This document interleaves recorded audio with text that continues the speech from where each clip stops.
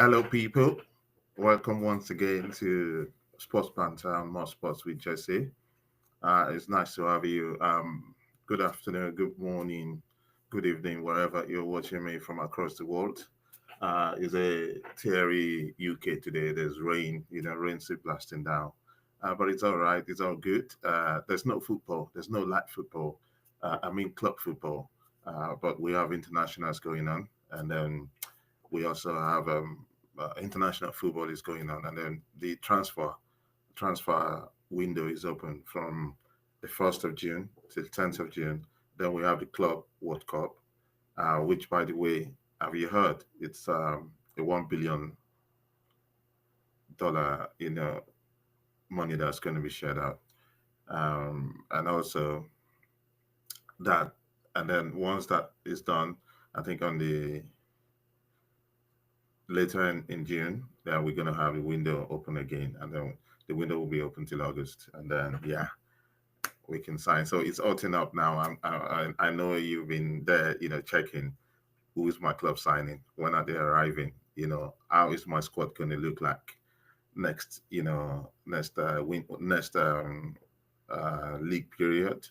So everything is, kind of like jostling up, and it's interesting, it's exciting, and I love it, love it, love it, love it. I don't want to discuss who my club is signing today. I know you are. So join me in the comment section. Yeah, on I'm broadcasting live to Facebook and then to YouTube. I'll be able to pick up what you are telling me from the chat room here. So I would like to hear what you have to say. So say it down there. And if you've not signed up to more spots, on any of our platforms, please do right now. We are on Instagram, as you can see that we're on X, and then we're on Facebook and then on YouTube. So first things first, honor to whom honor is due. Let's do a drum roll for Coco Goff.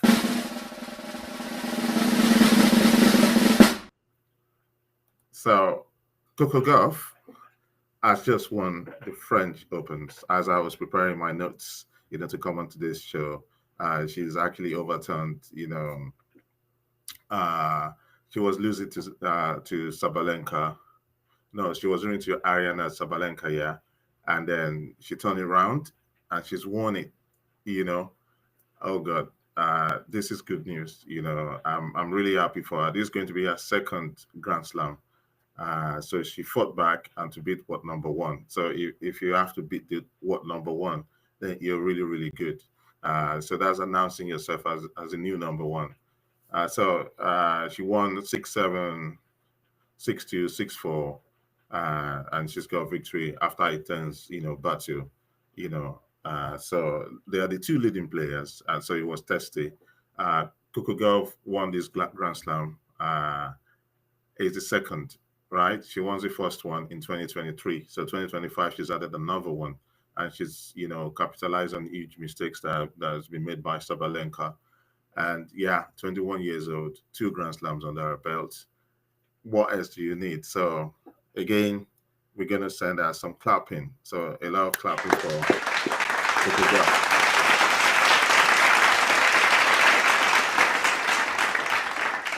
So that out of the way, today I really want to look at some African footballers, and also you remember the Super Eagles of Nigeria played they played an international match against Russia just 2 days ago. Yeah, and I would like to tell you what my opinions of that is. If you've got opinion about that as well, please leave a comment. Let me know what you're thinking. But first and foremost, the news that we're dealing with today. Let's go to uh, Osimhen. Now, why am I discussing Osimhen? Two transfer windows. I was really getting a bit tired because last transfer window he wanted to go to some clubs. Chelsea was about signing him, and other. I think he got offers, from several of the European leagues, and that didn't work out for one reason or the other. And just like Okocha ended up in the Turkish league, We weren't expecting Victor Osimhen with all the potential. He was just being crowned the Scudetto champion. If you didn't understand what Kvaratskhelia, Osimhen, and the rest of the team did with by winning the league with Napoli, they've not won it in 30 years, 3-0, 30 years. And that was what they were up against. So in winning it, and the guy who won it for Napoli last was Diego Armando Maradona. And for Victor Osimhen was really instrumental in bringing the Scudetto back, to the city of Naples. And that was a special fate. For one reason or another, there was something bubbling under. I don't know if it's been a bit of, ego problems. It could be racism. It could be anything. I couldn't put my, finger on it. But he had to leave. And Galatasaray pulled off one of the greatest footballing coup, signing coup, in Europe. And we all know what has happened now. They got Osimhen, they got the Turkish League, and the Turkish FA Cup is now been won. So Osimhen has done it again. And so we were expecting there would be a seamless transfer this season, and I really do not understand. We have to come to a conclusion of what is actually going on in the league, because I do not expect that Chelsea will be questioning if they should actually get Osimhen or not. Okay, the legend has just sent me on our social media chat that's saying hopefully Coco Gauff goes on to have a brilliant career like Serena Williams. Congratulations to her. Yes, I why not? Why not? She's just 21, and Sabalenka and some of these guys that are ruling the roost now, they're kind of like 26, 27. So she has age on her side. She's got the power. She's got the intelligence, and from what I've read about her, she also well grounded because her mom, is with her. It's just like if you've got young sports stars whose parents, are involved in their development and they keep them grounded, they do very well. If you look at Florian Wirtz, that Liverpool is trying to sign, they're very close to signing him. The story that we've heard about him is even when he was a Bayern Leverkusen, what has happened was the parents, the dad especially, made sure that he was grounded. It was about the sport, so it wasn't about the flags. So I read a story about Carlton Cole. If you remember, Carlton Cole played in Chelsea and he played also for West Ham, and he said that it was broke, and he said he was just taking the money and spaffing it off the wall. That means he was just spending it, spending the money. Not only did that affected his sporting performance level, he also got broke. But contrast that to Florian Wirtz. When he started, he signed his first, mega, contract. The dad took the money and gave him 150 euros a week. So the dad was keeping the money. Not that he took it to spend it for himself. Nah. He was keeping the money for him and keeping him grounded into that. So yeah, I don't see why Coco Gauff, will not, go ahead and become, a good star, especially when you have that family, support. Yeah, and that is great. That is great. So that's good one. Keep it coming. Wale, I can see that you also send more sports is the best. Of course, we try to do the best we can. So please keep it coming. I'll respond to you as you send your messages. Okay, back to Osimhen. So I was saying that I do not understand why clubs are second guessing Osimhen. The belief, and not only myself, great, football stars, Paul Scholes actually did mention it in one of his, outings on Sky Sports, UK. I thought that the Arsenal team, right, was just missing a piece from winning something. So like I said, the last three EPL titles, Arsenal should have had one or two of those titles if they spent money very well, right? If they recruited very well. But somehow the recruitment has not been top notch. So I don't think that Ateta could really blame anyone. So if you toss in Victor Osimhen into that Arsenal side 2 years ago and last year, 2 years ago they would definitely have won it. Trust me, they would have won it. This year it would have been neck to neck. So you never know who's going to win it between Arsenal and Liverpool, because Arsenal they picked at the right time. When the Jurgen Klopp Jurgen pressing team fell off the radar, he had to rebuild, and in that process of rebuilding, Arsenal picked up at the right time, and they have um, 2 years ago most of the players were 26, 25. Now Thomas Partey is getting older, and Odegaard is picking up injury and all of that, so that is coming into play. But if you look at if last year they got Osimhen instead of spending money on Sterling, they would have really competed. And who knows, it could have given them the lift to just go on and win that elusive EPL title. So Chelsea, they've been flip flopping. They've been spending money. They take average players from everywhere. They hand them 9 year contracts, 7 year contracts, 6 year contracts, and they place them on stupid money. Yeah, what have they won? They needed an experienced striker. Nicholas Jackson would need, out of his goal conversion ratio is not too good, for a striker. You look at Drogba. When Drogba was in Chelsea, he was banging them in. Yeah, it was a show banker. He's gonna score. He's gonna create that goal. You know, what we forget is that when you're struggling as a team, or if you're playing another team that's on par with you, just a moment of brilliance can change everything. Just a moment of brilliance from one of your striker, it can turn nothing bugger into something bugger. And we've seen that with Drogba. We've seen that with fantastic, forwards, that have graced, the league. So if you want to win something, we've seen it with Salah. There are so many games in the season that we were poorly performing. Liverpool was poorly performing, and Salah will just turn up and bang in the goal, and that will give the rest of the players a lift to complete that game. So I do not understand why Chelsea was at negotiating, for Osimhen, even when they could have gotten him on a loan. Right. How much were they paying Sterling? Raheem Sterling was on 370 or 390 a week, £1,000 a week. And Arsenal took up paying that money. You know, why don't you hand over that money to Osimhen, and he would have been instrumental in winning something for you. But that's by the way. And then there's been talk of Manchester United, actually also trying to sign Osimhen this season. But trust me, they are in big trouble. Manchester United, they've splashed a lot of cash in the last 3 years.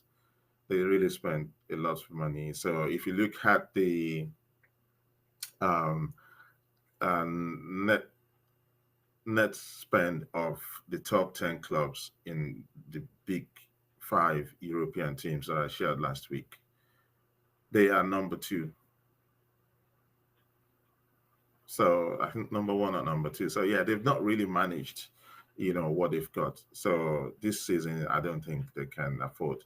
So they're looking for Premier League players with lots of EPL experience to actually help them to, move forward into European spaces next season. So I think they're going for so many of those players. I think they're going for Brian Mbuemo of Brentford, and then they've already signed Matthias Cunha of Wolverhampton Wanderers. So yeah, they don't have that. So this season we were expecting that after lighting up the Turkish league, after winning everything. In fact, just Victor Osimhen reignited the interests of people across the world in the Turkish league. So if he leaves today, the Turkish league is going to lose quite a lot of PR. If you look at Osimhen's social media sites, his socials are like, lit up. It was Galatasaray, the Turkish league, and people. I found myself going there to check the results, watch clips, what's going on and all of that. And it's not a bad league, to be honest. Osimhen, who was the coach, is in that league, so it was a major coup bringing Osimhen in. So we expected that he was going to leave that league, and suddenly Chelsea swooped in again. Oh, is it Chelsea that's going to sign him? Is it Man United? Even it was linked to Liverpool just about 3-4 days ago. It felt that he was going to go to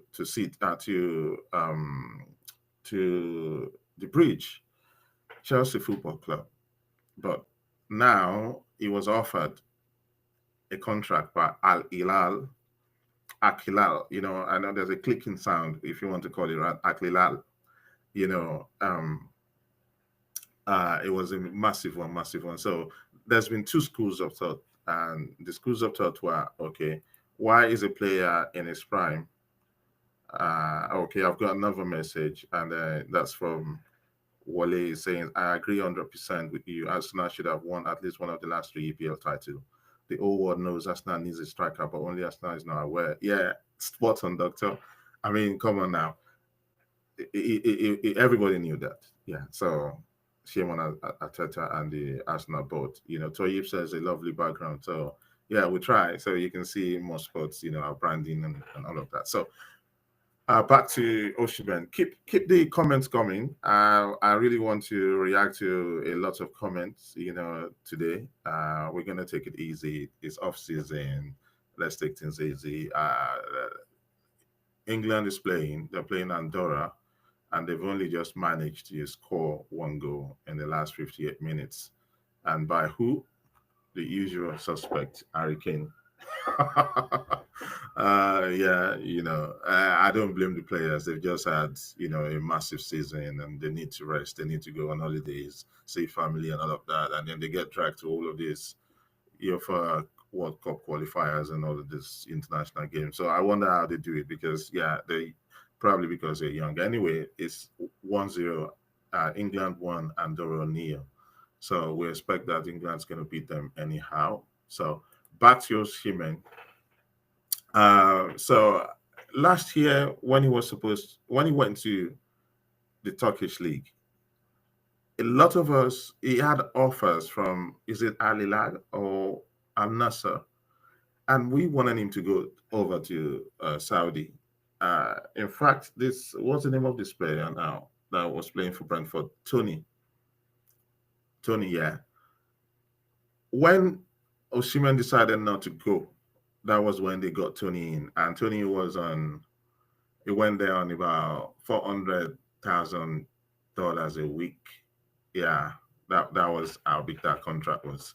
So, and that was Tony that was busy earning, how much was he earning a week? $35,000, or it was not up to £50,000 a week. Yeah. And it goes to what we discussed last week, that some clubs in Africa, they're paying the sort of salaries that you expect from some of the lower, the bottom leagues, the bottom clubs in the EPL, and maybe in the championship. So they're doing well. So I thought that, that's one of the reasons why we're doing more sports, is that we want to tell our own stories. Some of these stories basically was that there's a lot of discrimination and some tinge of racism against black players, so they don't command the same respect, money, prestige that's due to them, right? And when that story broke and what Osimhen suffered in Italy, everyone was like, "Yeah, you need to bugger off now. Go and take the money." Saudi League, you can say whatever you want to say about the Saudi League. Tony went to Saudi League. He's been given a call up into the England national team. Do you know what I mean? So the perspective is changing. The story is changing. that if you go off to the Saudi league, then um, you're not going to get called up into the national league. No, that is not. It's not true, is it? So Tony is playing for England now. He plays in the Saudi league. Ronaldo, plays in the Saudi league, and he plays. In fact, he scored the winning goal against Germany just in the week. Another message. Gidado said, with international football increasing, hard for these top players to rest easily. Too much games. Yeah, I agree with you, and that's why they pick up injuries quite easily. It's not. I don't care about the money, but a human being is not a machine that can only do so much. So all of these World Cup qualifiers, and I guess that's why FIFA understood this, and that's why they're throwing money at the club, FIFA Club World Cup, $1 billion in prize money. It's insane, But yeah, you need to pay that sort of money for clubs to give these players incentives, and all of that to actually play there. But it's getting too much, and that was what Klopp was saying. There's so much football going on. Anyway, thank you for the comment. Keep the comments coming. We're going to respond to all of the comments that you're sending in. I love it. I'm enjoying it. Thank you. Thank you for interacting with more spots. And so it was that Osimhen didn't go, and it was a disappointment to a lot of us who felt that if they don't appreciate you in Europe, if they turn around after you've helped them to win, the league in first league title in 30 years, is Scudetto, why would you brood that kind of disrespect? Both from inside of the club. If you remember the saga, they were actually using the club's official social media handle to actually diss Osimhen, and it didn't go. So this season we expected a smoother, transfer, news. So it kept dragging as well that he was negotiating with Al Hilal, and then Chelsea wanted him, and these other clubs wanted him. But he did, in fairness to him, he did say, "Okay, I know where I'm going. I know what I needed to do." And the news broke about 2 days ago, and 2 days ago, stroke yesterday, that there's a difference in valuations and salary expectations with Al Hilal, and it may no longer go there. Okay, I felt, this story is looking so much like last year, and suddenly today it broke on the BBC that he has actually accepted, to go to Al Hilal in Saudi, and I thought that was a brilliant, brilliant step to take. If you don't know, let's put some kind of history towards it. The Saudi Football League is actually an effort in transition from the social system that Saudi is running into this new system that, they are front facing. They want the world to come to them. They want to develop their economy away from oil, and they want to make sure that they've got all of this, good PR, and people come. So sport washing is one of these tools that as it's called, sport washing, to launder their image and all of that. So they got a fund, a developmental fund, that actually invests into football and to all kind. They are in golf as well. They went into golf, they went into boxing. Some of these blockbuster boxing, matches that we've been watching, has been sponsored by that fund. So and other Arab, countries are, trying to also copy what Saudi is doing. So there's a whole lot of money that is coming from that end to actually make sure that they get big sporting events over into the Middle East, right? So this year, they've actually, so every year the Saudi clubs know how much they're going to get, to actually, sign players, and to improve the team. So they got it. It was a large chunk. I couldn't give you a figure now because I got the figure. I didn't want to give you the wrong figure in my name, but it's quite a huge port, massive port. And that is why they've been running after Osimhen. Although Osimhen agreeing to go to Saudi has actually put some spanners in the work that Liverpool is doing to sign players. Just like it happened last year, right? When Osimhen did not go to Saudi, they had to sign Ivan Toney in his position. So this year, Liverpool were hoping to sell Darwin Nunes, you know, to the Saudi to Al Ahly if Osimhen did not sign, and it was looking that way. And but so now that he has accepted, I thought that is good business, sense. Not only is Osimhen going to keep playing for the Super Eagles of Nigeria, he's also going to kind of like solidify his future, financial future, and it's going to if take this money when you can because it's not always going to be there. Any one of you remember how much China was signing people back in the days?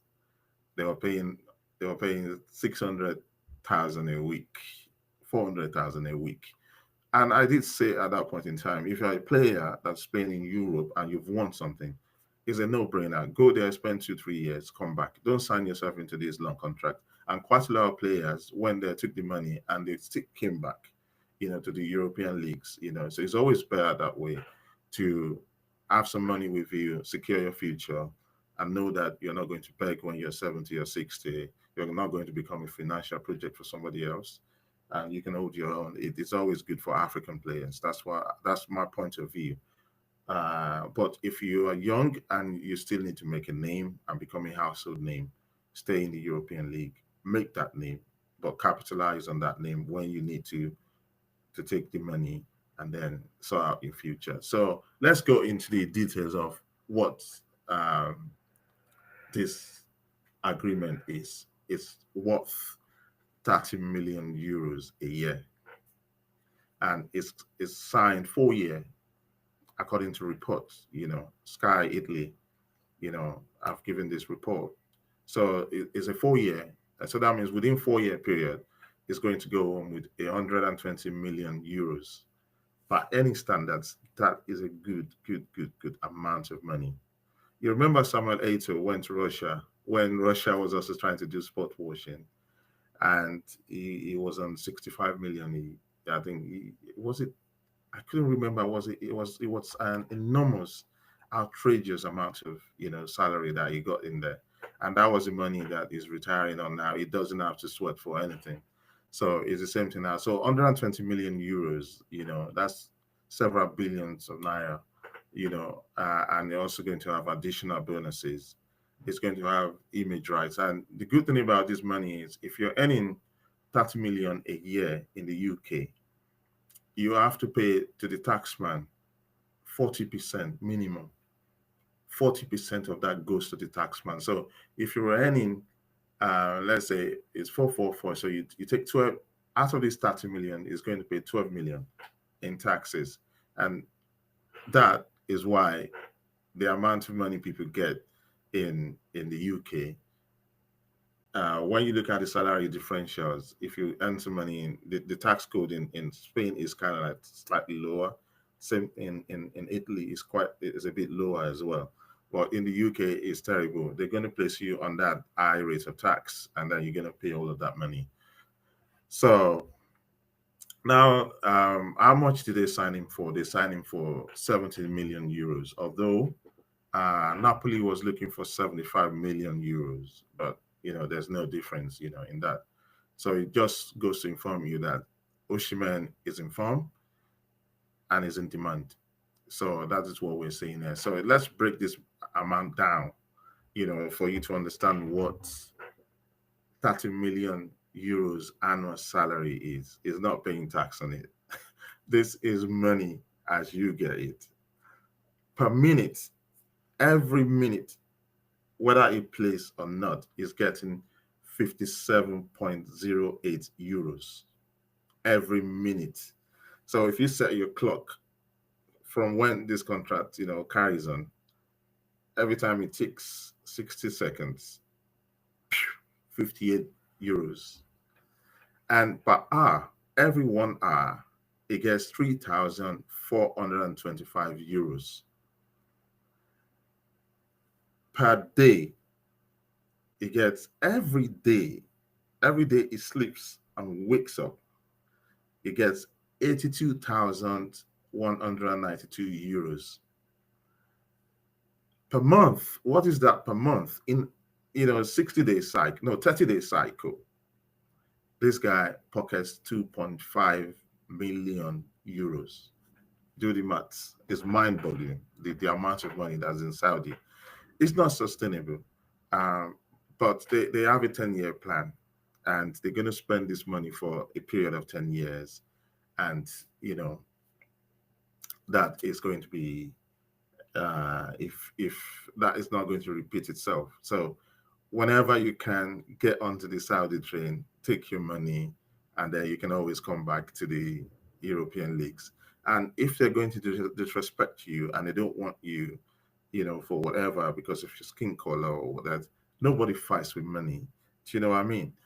This guy can comfortably buy a lower league club. You can actually buy teams in League One or go to the second tier team in France, in Italy.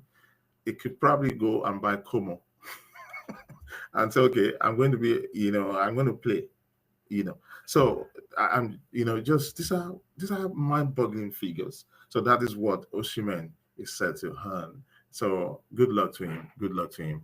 And before I take a break, I want to quickly look at the confirmed, transfers that involves African players, because I'm here for African players first, and then we discuss all the other, transfers later. So yeah, the confirmed, ones that we've got Hassan Odraogo. He's from Burkina Faso. Interestingly, Burkina Faso is a rave country from Africa at this moment. Everybody just love Burkina Faso. People are standing up for Burkina Faso. And I love that. They play good football as well. So they got a new leader that's young and everybody's in love with him. Good luck to them. So Hassan Odraogo is an attacking midfielder that plays for Schalke 04, and now he's moving to RB Leipzig. That is the one of the clubs that Klopp runs. Is a football director for the group. So he's going to for Red Bull. RB stands for Red Bull. So it's going to Red Bull. So if Klopp is sanctioning this guy, yeah, it must be good to be bought. So they bought him for 10 million euros. He's 18-year-old. 18-year-old, bought for 10 million. And the best thing is snubbed Bayern Munich. So in Germany, if you're able to snub Bayern Munich, you're a good player because every good talent, ends up with them. So Bayern Munich will not ever forgive Florian Wirtz for saying that he chose Liverpool over them and over Manchester City. So that is a good one. The second player that I'm looking at, the transfers that's happened from June 1st till now, which is just a week. I don't want to. I can just say what happened in January. Yeah, I can if I have the time. The second player is from Togo, which is heartwarming to hear as well. Is Kevin Denke. Kevin Denke plays for Saku Brugge. It's called Brugge, yeah, Saku Brugge. In that will be in Belgium, and he's moved over to across the pond, as we say, to the US, where he's going to be playing for FC Cincinnati. And the transfer fee was $16.2 million. So that is an MLS record. So imagine that Messi did not command this transfer fee. We know Messi's salary is out of this world and all of the other things. Forget that. I'm just saying that this is MLS record for signing a regular player, $16.2 million. So this move was completed in June. And that was in a season where Denke scored 27 league goals in the Belgian league. I think it's called Jupiler League. So that's it. So the ongoing, transfer for African players, like I said, Brian Mbeumo of Cameroon. The other one I said, Kinke is Togolese. I always love when I see these players from lesser known African countries, African footballing countries like Benin Republic, Togo, players from nowhere doing great stuff like Sierra Leone, like Liberia. I love to hear that kind of stories. So Brian Mbeumo, plays for a well-known and respected African, nation, Cameroon, and he plays for Brentford FC. And Brentford FC, incidentally, is the same ground. Their stadium is called the G-Tech Stadium, and that is where Nigeria won the Unity Cup just 2 weeks ago, less than a week ago, actually. So that's where he plays. He's a winger. He plays for Brentford, and his move is pending. United are in negotiations with Brentford Football Club to see they're asking for £60 million, but United wants to beat it down to probably 50. So they are going to argue back and forth over that amount of money. And also, just to let you know, also when I was doing the research, I was quite astounded that Brian Mbeumo actually earns about 45,000 a week at Brentford. That is criminal. That is really criminal for the type of player he is. Look, I rate, if you don't, let me know. Tell me what you think. I rate Brian Mbeumo on the same level with Bukayo Saka. See, Brentford is a mid-table club, and they rely so much on the goals of Ivan Toney. And this guy, when Ivan Toney went up to Saudi, everybody was thinking, oh, Brentford is going to go down. And this guy, Brian Mbeumo, yeah, and Yohan Wissa Yohan Wissa is Congolese. The way they've carried that club is fantastic. And this guy plays in if he goes over, say, to Chelsea or to Arsenal or to Liverpool, this guy is going to be a monster. It's got the mentality, he's only 25 or so. And yeah, I don't understand why Arsenal was not in for this guy. So anyway, the initial bid was rejected, and then Brentford is likely to accept an improved offer. So I think somewhere between 55, if they offer 55, 56 million pounds, I think that's going to do it. And so hopefully that goes through. And something that we also need to know is he rejected Newcastle. He didn't want to go to Newcastle. And he didn't want to go to, which other club did he reject? Is it Arsenal? Yeah. And so United are likely to give him what he wants. I think from 45 grand he wants, I think it's asking for about 200,000 a week, which for the level of, the standard of a player that he is, the quality that he possesses, this guy is worth it. If he goes to Man United, that is, I'll trust me, with Cunha and with Brian Mbeumo, they have the mentality to bring Manchester United back, at least fighting for top four. Trust me, they've signed Cunha already. If they get Mbeumo, they've already have Lenny Euro. They've got their back sorted. It's not a bad team. That United side is not a bad team at all, at all. So if they get these two transfers, trust me, they're going to challenge. They're going to challenge, right? So someone is asking if it is in the news that if the news that Osimhen's move to Saudi is authentic is on BBC News actually, and I've got it in my research. Unless the BBC is not reliable anymore, so it was on BBC, and let me check again.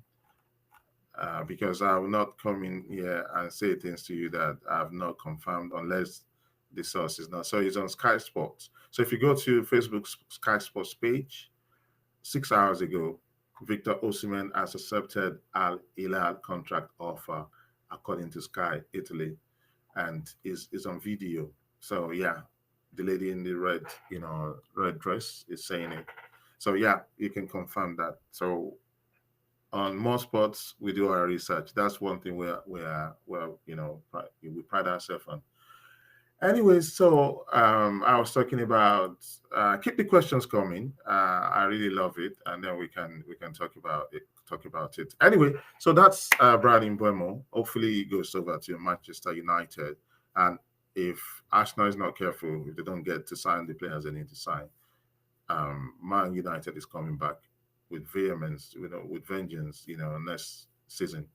So another guy that is in talks, is Thomas Partey. So the news about a week ago, 2 weeks ago, was that Arsenal are in talks for him to sign a new contract, but that has not happened, right?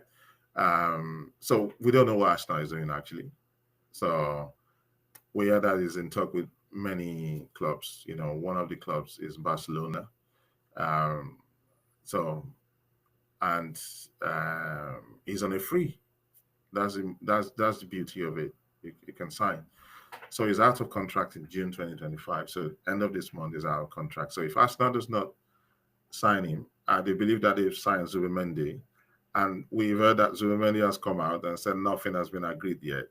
So do you understand what's going on with Arsenal? I do not, because there's something happening there that I really don't understand. In Arsenal, they should be a professional club. Look at what Man City have done. They've already gone in, signed, two players already.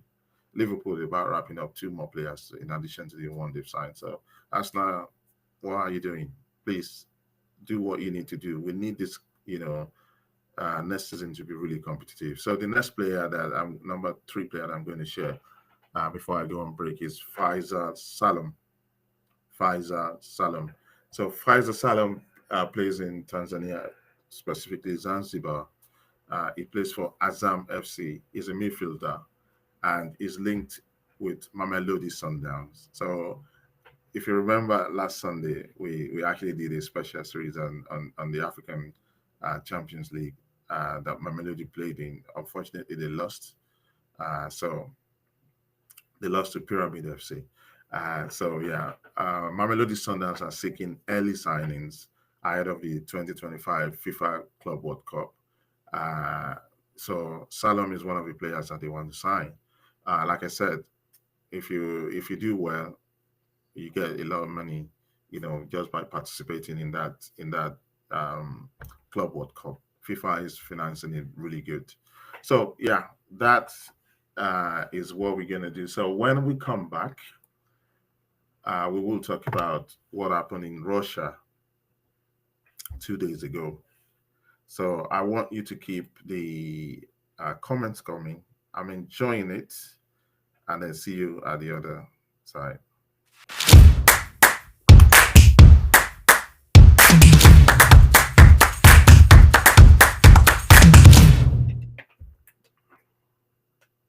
Okay, you're welcome back. So if you're still here, that is fantastic. Thank you. Don't forget to like our Facebook page.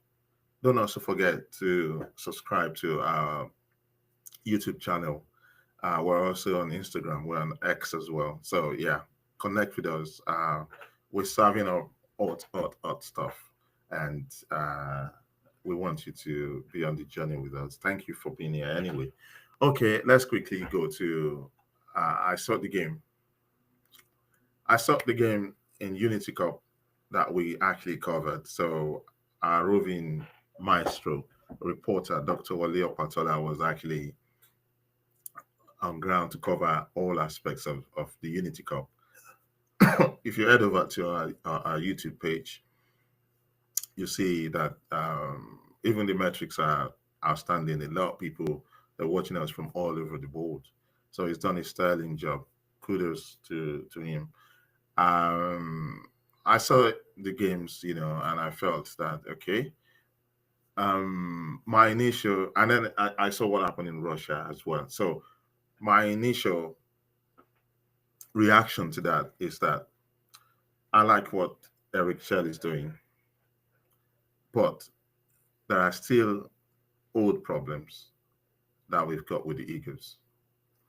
And historically, if the Eagles are going to perform very well, they are not lethargic in the beginning of any game. They give you a good go. They give the match a good go from the time the whistle goes off. I saw some lethargic performance, and that lethargic performance is either just when the game starts or after we've scored. And if you look at the Jamaica game, they shouldn't. That game should not go to penalties because of the quality that we've got and the fact that they came back twice, to eat us, and they could have won the game as well. Although we did have our own chances too, but these are the things that Eric Chell, needs to work on. And if you see this lethargy that I'm talking about, if you look at West Half teams from the get go, these teams are going to have a go at you. You know that you're going to defend. We don't care whether you are Italy. We don't care whether you're Greece, European team, American teams. They're going to give you a good go. And I think it was the same mentality under Joe Bonfrey, though he added some tweak in the midfield and how things worked. But that is the epitome of what the Super Eagles should be like. So in Russia, if you look at the game, I love the energy. The energy was there, but the game started rather slow. It was ponderous. And I thought that was when those guys had the nerves to keep attacking. And if you keep inviting attacking yourself, you're going to concede one way or another. And that was why Shemi actually considered that goal. That was a very, very poor goal to concede. And we would have lost that match if it had not been that uh, the um, okay, I've got another one. So Kenny says Maduka Okoye is a better goalkeeper than Nwabali. I will continue to hammer this fact. Okay, what do you guys think? Please, if you're watching us, I want to know your opinion because for myself, I believe both of them are good. They have their pros and cons. I don't really think that one is. I think if you have any problem with Nwabali, it would be that it's comfortable, so he's not on his toes. And if you look at Okoye, Okoye wants to prove a point. He's not comfortable. He's not in the team yet. He's not number one yet. Nwabali feels he's number one, and that was some of the mistakes he made, even against Trinidad and Tobago. No, against Ghana. Sorry, he made some glaring mistakes. So yeah, I think. But if he was on his toes and he knows that, yeah, I need to keep my shirt. He's a very good goalkeeper, fantastic goalkeeper. You see what he did in Cote d'Ivoire at Nations Cup. He was there. He was top of his game. So yeah, if that's my opinion, but if you've got a better opinion, which I respect, please comment. I like to read it. I like to read it. So back to what I was saying. In Russia, the team was lively. I love the liveliness and I love the transitions. They were transiting really well. In fact, on the wings, the way and that was the same. That was how they cut Ghana open. That was how they cut Jamaica. So when they transit, they used to wing, and those guys just bump forward. And I love the way they do one-time crossing, not trying to attempt some kind of rigmarole on the wings, trying to beat. And I like the 1-2 balls that they play, to go out. But they do all of that, and the next thing you see is that then they slow down. Why? Are you tired? Keep at it. Keep doing what you're doing. Keep the tempo up. Anytime that the tempo the Super Eagles play in matches the supporters club, the way, pam, pam, pam, pam, and, for me, that's what I've noticed over time, over the years. When there's a connection and they keep performing like a metronome, things happen. The Eagles fly. They soar, you know. But yeah, it is, one of the things I have. So I think the last comment, it's the shoulder that happens in the back. They want to pass out. They want to pass. So if you want to pass, do safe passing. I think what they do is they get jittery under, on when they are under the cosh. If somebody is close marking them, they don't know what to do. They lose composure. And you're not supposed to do that. You need to keep that composure and you need to pass the ball, under pressure. So those are the things that is still missing. But I do like the general route of travel, the way, the Eagles are developing. And one of the things that I noticed is the introduction of players from the local Nigerian league and introduction of younger players.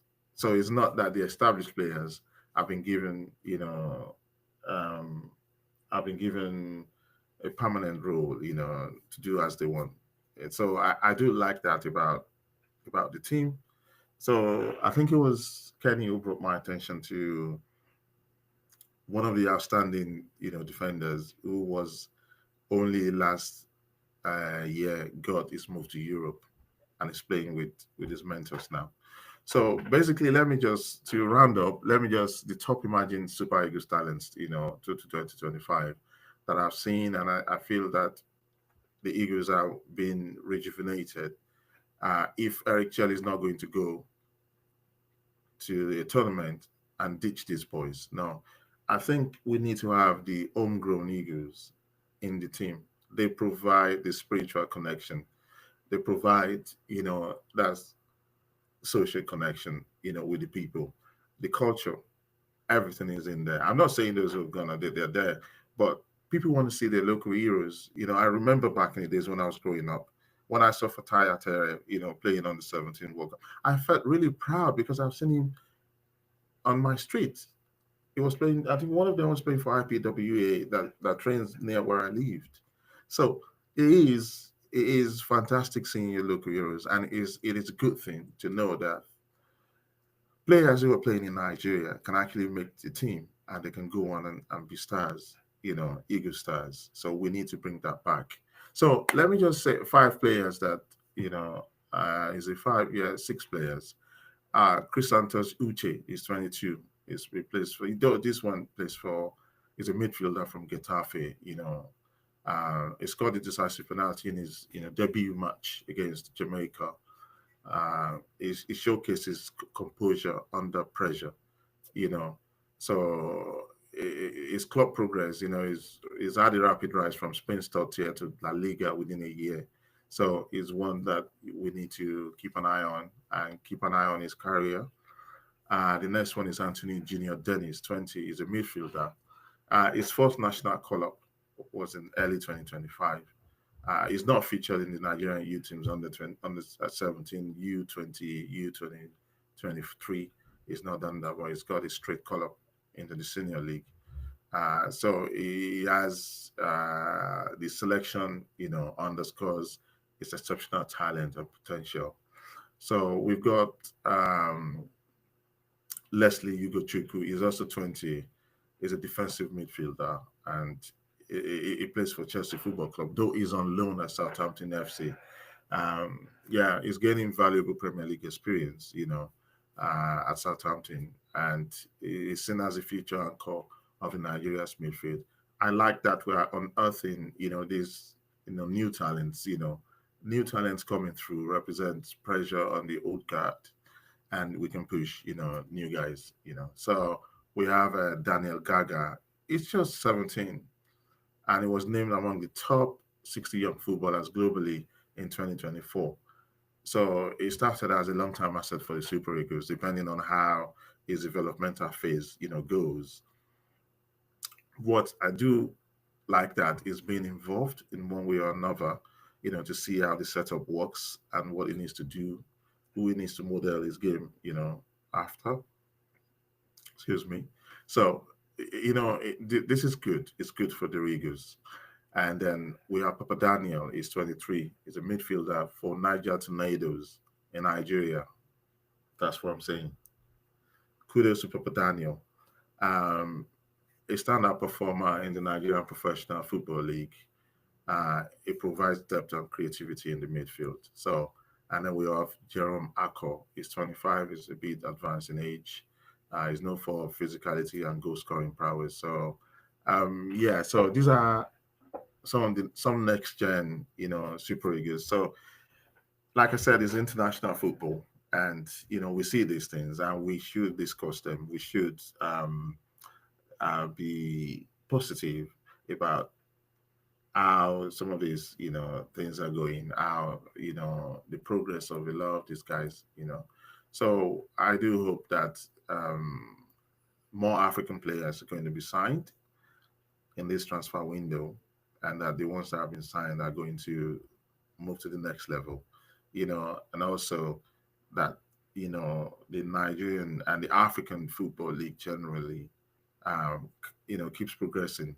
And that is the thing I love about the Unity Cup. It's not only Africa, anywhere that black sports is excelling, more sports want to be associated with that. So I saw the Jamaicans, they're also, doing well. Trinidad and Tobago, they're doing well. So that's what we want to see. We want to see more of these teams in the World Cup, especially the expanded format. We need to see them. They need to qualify. We need to see these boys doing well. And Jamaica is harnessing talent from the English Football League. They've got talent coming through at all the levels of the Football League, and they're taking them. One of their players, the guy who scored against us, plays for Charlton Athletic. So if you know what I mean. So good luck to these guys. Guys, that will be the end of today's show. I think I've enjoyed you. Thanks for the comments and everything. So we should do what? We should do a drum roll for ourselves. We've done well today. Thank you. So let's do it again next week. And then by next week, we can return to our clubs. We want to see who has been signed in the Nigerian league, in the South African league, in the Congolese league. What's happening in international football. Who is Nigerian playing? Who is South Africa playing? South Africa played a game with Tanzania. So yeah, those are the things that we want to gauge and see how it's going. And also, as we talk about, full time, England could only manage a one goal against Andorra. What? I don't think this is good enough. I don't know if this is good enough. Anyway, the Andorrans have had a lot of rest. Yeah, they're well prepared. They're playing in their country, so that is the way it is. So join me next week. Be good, enjoy yourself, keep fit, and then don't forget, if you love our work, subscribe to our channels.